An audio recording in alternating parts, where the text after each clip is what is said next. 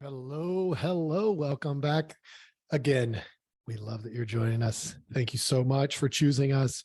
Please like, subscribe, all that stuff that came in the intro, and tell your friends about us. Let people know that we're trying to do things to help people out, make a difference.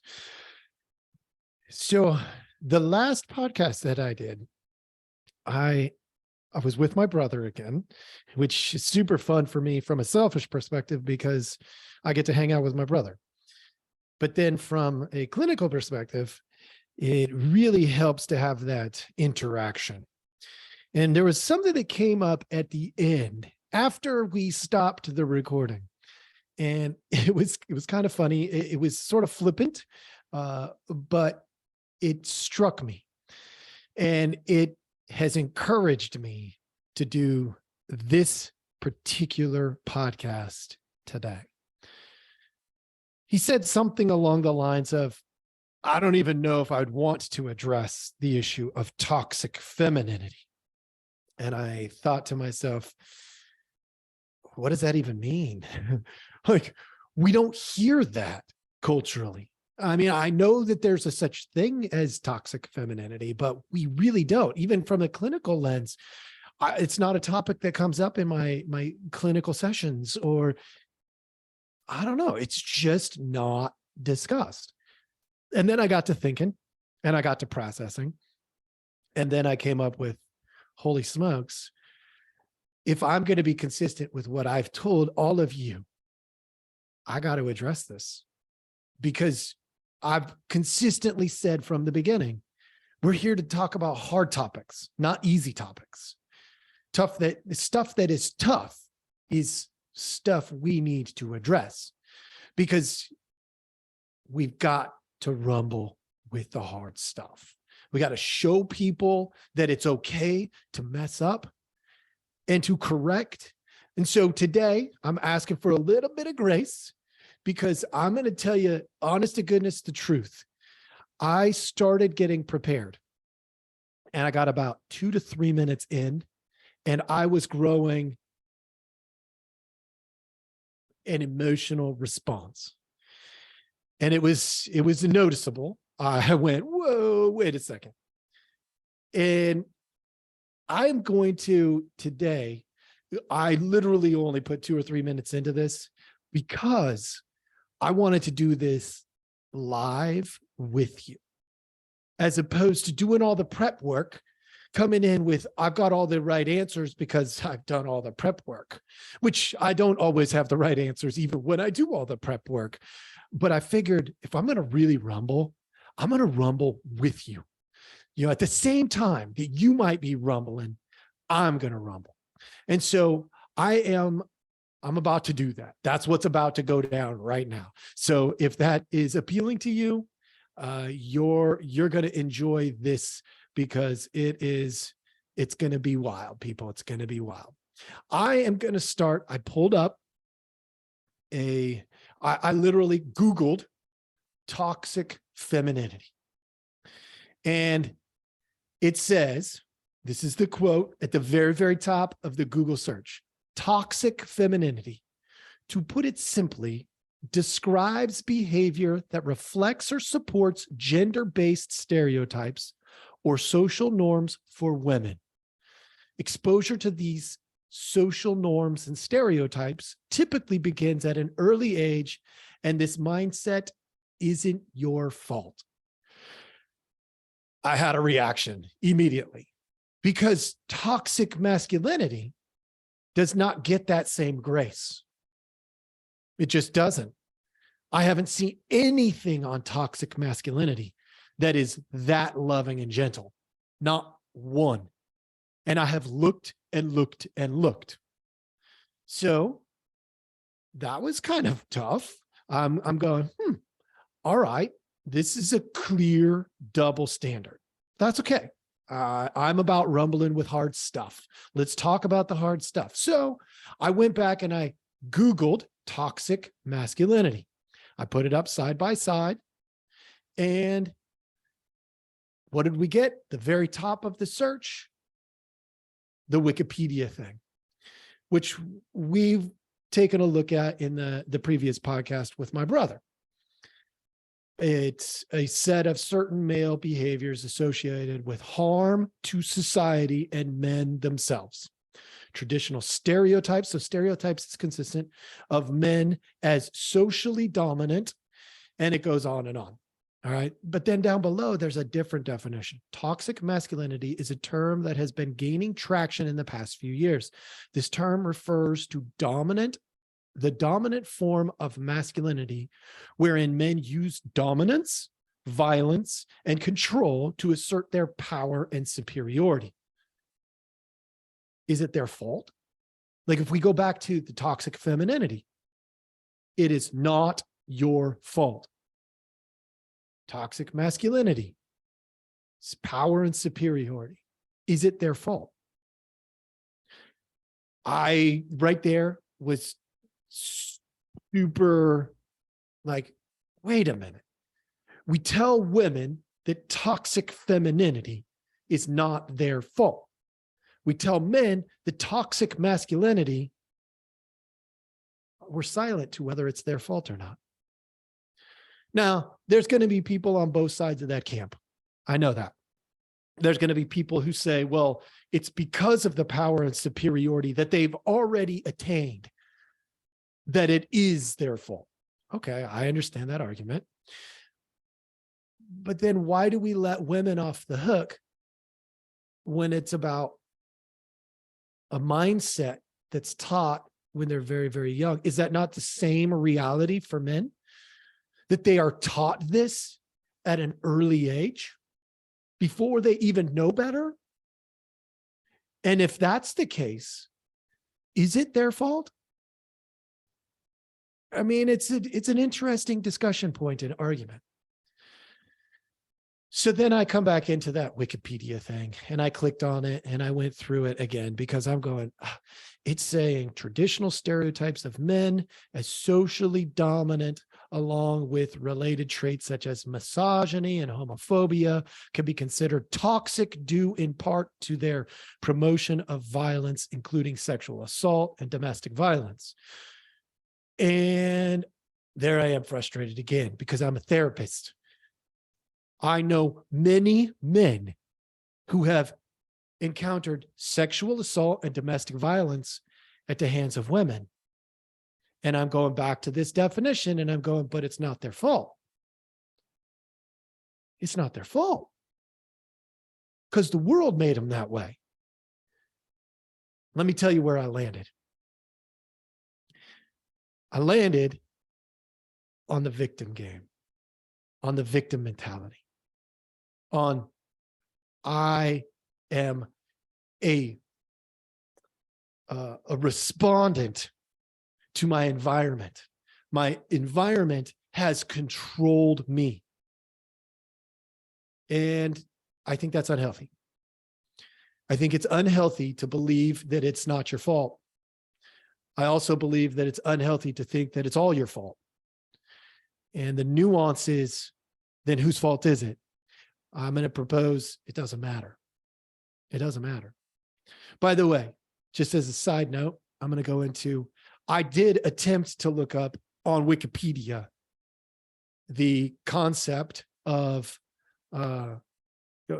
feminine, toxic femininity, and there was no category that covered it at all. It just wasn't there. It brought me to some, this is what it brought me to: internalized sexism. Internalized sexism. That's the only place that Wikipedia addressed femininity, or at least that when I pulled it up. And it talks about, uses the term toxic femininity for a code of conformity and social pressure to rigid feminine gender roles, reinforced through sometimes unconscious beliefs, such as viewing oneself. Like, it's very gentle with it. And so this is where my starting point is. And in all reality, I don't know exactly where I'm going to go. You got to see my pathway. What I can tell you is, to me, in looking these up, what I encountered was toxic bias. What do I mean by that? I don't know. I didn't look that up. Please look it up and feel free to correct me if I get some things wrong, because this is not about perfection. This is about me creating a perspective that we are not talking about and not thinking about possibly, but we're feeling it day in and day out, which is toxic masculinity, which we're talking about, but toxic femininity, which we're not talking about. And toxic femininity is really pointed out to me. What we have in our culture is toxic bias. It can only be toxic if it's men. That's what I just learned. Now, I'm sure there's full-on studies. I was actually going in to look up to see if there was any studies when I said, you know what? I'm not going to do that yet. I'm not going to do that because toxic bias is really, I think, where I have to go with that. When bias becomes toxic. So this isn't really about masculine or feminine. It's about bias. We present information to women in a particular way. It's not your fault. We present information to men in a particular way. You are going for power. You are going for strength and this idealist version of you got to be big and have muscles and, seek power and take advantage of people and manipulate and keep control. But those things, those traits can be in men or women. And matter of fact, I would even argue they are in men and women, because I see that all the time in my therapy. There are women who come in that are controlling. They are power hungry. There are men who come in that are controlling and they are power hungry. Some men lack empathy, narcissistic. Women who lack empathy are often viewed as, just trying to get back what was taken from them. But they're narcissistic. I mean, a lack of empathy is a lack of empathy. You don't get to walk all over people and justify it away because somebody took it from you to begin with. That's like saying, well, I'm stealing because I was stolen from, and that makes it right. What? No. There's no justifying the act. And so what we end up with, if I rabbit hole down that in my mind, I ended up at toxic bias. We have these biases that we are, and this is the funny part to me, we're attributing these biases to all men or all women. And yet it can't even be argued that it's even close to all men or all women who would buy into these things. Not all women believe it's not their fault. Some women who have gained certain confidences and strengths will say, actually, there are parts of it that are not my fault. Granted, but there are other parts that I bought into the narrative that it's not my fault. And the reality was, when I got rid of that narrative and I said, wait a minute, how much of this do I have the ability to influence? They've come to the conclusion, and I know because I've seen this in my office happen, they've come to the conclusion that I bought into that bias. I took that mentality as though it was mine, and I pinned myself down. I didn't set boundaries with my boss. It might look like this. The boss says, I need you to work tomorrow at 8 instead of at 10. And they say, well, if I want to keep my job, because this is a power play by my boss, I'm just going to show up. I'm not going to push back, even though I had plans to go to breakfast before I came to work. I'm just going to, you know what? I'm just going to do it. And the bias impedes in their day. They could have stood up and said, Actually, I've got plans and I could probably come in a half an hour early. Like there's no pushback. And when they realize that they can push back in a healthy way and say, look, this isn't enough notice. I've already got plans. And so, I mean, I'm happy to come in at my regular time because I was planning to be here. And there's a potential that I could come in a few minutes early, but I can't come in at 8 o'clock. It's because they bought into the structure of, I don't have a say. And when they push back, what they often find in our culture today is they don't lose their job. Their boss goes, okay. I guess I'm going to have to solve this some other way. Yeah, actually, you don't give me enough. Yes, you're going to have to solve this another way. I'm happy to help you solve it. You want me to see if anybody else that's on the shift right now can cover? I mean, I'm happy to help you out with that part of it if you need some assistance. But I'm doing that on the clock today, not tomorrow during my off time. It's okay to do that. And I have seen this, by the way, that is not just a female problem. I've seen men who can't set boundaries and they end up in the same position. So how is that feminine or masculine? And yet it's not your fault. It's considered a toxic femininity. No, doesn't work like that. Boundaries are boundaries. Bias is bias. And we got to do better. We've really got to do better. So when it comes to toxic femininity, I also my mind started going, like, before I even did any of this looking it up. And when I was wrestling with the idea that we wouldn't address it, and then I was like, I settled on, I got to address it. My mind started going, what would that actually look like? See, when we see toxic masculinity in the world, what we often picture, right or wrong, the tendency is toward power and strength. Power and strength. And I start thinking, well, are we talking about a big Herkin man with muscles the size of, but it does talk about misogyny and homophobia and then bullying and aggression. And like, so what do we actually see in that? Well, typically what we see is the big muscular, like testosterone-filled man. Those of you watching on Rumble, sorry, I totally just flexed as if I was one of them. I'm going to leave that there and I'm just going to move on. But what does it look like when it's feminine? Does it mean the woman who puts on enough makeup that you can't even tell what their skin looks like underneath? Is that toxic femininity? Are they covering up their face? I don't know. I mean, I honestly, that's just where my mind went. Is that talk? Because let's be real.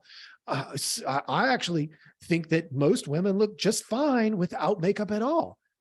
But if you ask women, they'd be like, no, most of the time. No, there's exceptions. There's a lot of people now who don't put on makeup. And I actually prefer that, they feel comfortable how they are. And maybe that's because I'm a therapist. I don't know. But is that toxic femininity? Buying into well, I've got to get all done up somehow. I don't know. What does it look like then? Does it look like the women who stand up and say, we're done. We've had enough. We now are going to take power and control. Is that toxic femininity or is that toxic masculinity with a female? These are questions that came up into my mind.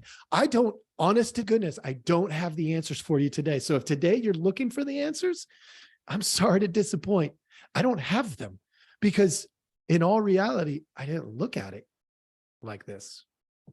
And truth be told, I wish I had, because it's opening my eyes to some things. Toxic femininity is that I have to stay at home with the kids. In the old days, that would have been the masculine and feminine thing to do, right? The men go to work and the women stay at home. Is that toxic femininity? I mean, some could probably argue it. Is that motherhood? Some could argue it.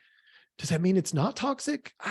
These are questions that you're going to have to ask yourself. I hope that in listening to this, what you're discovering is that we have not looked at this much in our culture. We definitely point to toxic masculinity, but what about toxic femininity? Look, as the day goes on, as this podcast hopefully sits and racks your brain, I hope you end up with questions. I hope you go and do some research. Like, really dig in. Send me questions you want me to address. Like, these are all questions that came up for me that I don't have answers for right now. I've given you some answers that I've tried to create out of my own framework, but truthfully, I don't know. Toxic femininity. It's an interesting topic. It's an interesting idea. And maybe it's one we should wrestle with. Maybe not. I don't know. Maybe I'm overthinking it. I've been known to do that before. But if we do need to address it, let's get after it. Let's have the conversation. So I'll go based on if you send me feedback, you ask me questions, that kind of stuff. If you tell me you want more in this category, you want me to dig in harder, I'm happy to try. I'll do the research. I will do all of that stuff. But let me know. Let me know what your thoughts are. Am I thinking too hard, or is this something that we should absolutely address? Toxic bias, on the other hand, and let's just be clear, that absolutely needs to be addressed. And so I think that's the path I'm going to go down first. But if you want to go down toxic femininity, you want me to help out with that process, let me know. Thanks for joining us. I hope these questions resonate in your brain and, trigger some conversation, which would be wonderful. Thanks for joining us. Have a great day.